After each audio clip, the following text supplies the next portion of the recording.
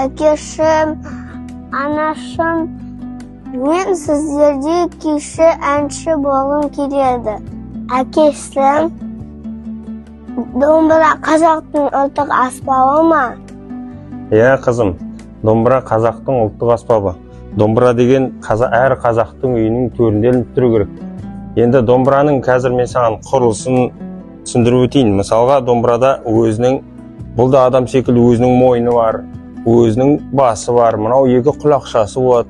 Домбыраның бет қақпағында мына шанағы болады, мына қақпақты ұратын, мынау бет қақпағы, мына жерде дыбыс ойғыш, шығарғыш ойығы болады.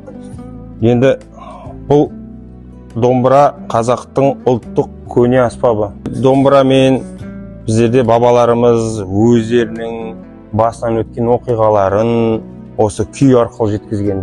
Қызым, бұл біздер домбыраны жақсы қалпында сақтауымыз үшін біздер бұған қап тігуіміз керек. Оның қабы біздерді неатқа қорғайды. Бұл домбыраның өзінің жақсы сақталып, өзінің дыбысын жоймауын жақсы сақтайды дей ме? Домбырамыз біздер әр уақытта біздер сыртқа шығарған кездерде ол қабымен жүру керек. Қызым, біздер мына домбырамызға қап дайындау үшін біздер домбыраның пішінін сызып алайық. Иә, қызым, осының мына былғарыдан осы домбырамызға қап жасаймыз. Кетті өлшемін сызып алайық.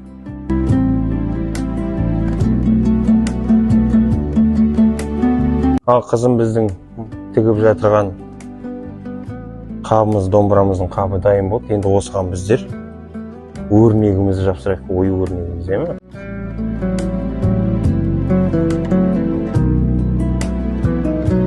Ал қызым, міне біздің домбырамызға қабы да дайын болды.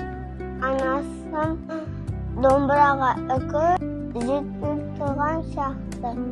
Қызым, олай болса кел екеуміз домбырамызға үкі жасайық. Қазақтың асыл мұрасын ақтаратын болсақ, киелі құстар өте көп кездеседі. Солардың ішіндегі үкінің қауырсыны әр шаңырақтың төрінде ілулі тұрады. Үкінің қауырсынын табысты, жемісті болсын деген мақсатта сал серілердің домбырасына іліп қойған.